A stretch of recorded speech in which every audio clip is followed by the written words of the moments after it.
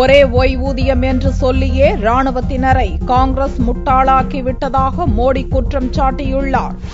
ஹிமாச்சல பிரதேசம் மற்றும் உத்தரகாண்ட் மாநிலங்களில் நடந்த பிரச்சார கூட்டங்களில் பாரதிய ஜனதா பிரதமர் வேட்பாளர் நரேந்திர மோடி செவ்வாயன்று உரையாற்றினார். காங்கிரஸை மோசடி கட்சி என்றும் அதன் தேர்தல் அறிக்கையை மோசடி ஆவணம் என்றும் மோடி வர்ணித்தார். 100 நாளில் விலைவாசியை குறைப்போம் என்று 2009ஆம் ஆண்டு தேர்தல் அறிக்கையில் வாக்குறுதி அளித்த காங்கிரஸ் சொன்னபடி விலைவாசியை குறைத்ததா என்று மக்களை பார்த்து ஆவேசமாக கேட்ட மோடி, உங்களை முட்டாளாக்கிய காங்கிரசுக்கு தக்க பாடம் புகட்ட வேண்டும் என கூறினார். ஹிமாச்சல பிரதேசத்தில் ராணுவத்தினர் அதிகம் வசிக்கும் கங்ரா மாவட்டத்தில் பேசிய மோடி, ராணுவத்தினருக்கு காங்கிரஸ் தலைமையிலான மத்திய அரசு துரோகம் இழைத்ததாக கூறினார். கடந்த 5 தேர்தல்களில் அனைத்து ராணுவத்தினருக்கும் ஒரே ஓய்வூதியம் என்று சொல்லியே ராணுவ வீரர்களை காங்கிரஸ் முட்டாளாக்கிவிட்டதாகவும் மோடி கூறினார்.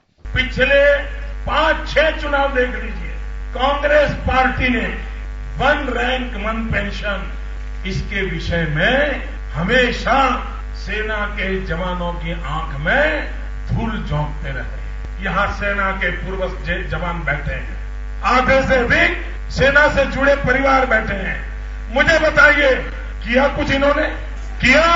क्या ये आपके साथ धोखा नहीं है? अरे भारत मां की रक्षा करने वाले, भारत मां के लिए अपना सर न्योछावर करने वाले लोगों के साथ तो सच्चा बोलो.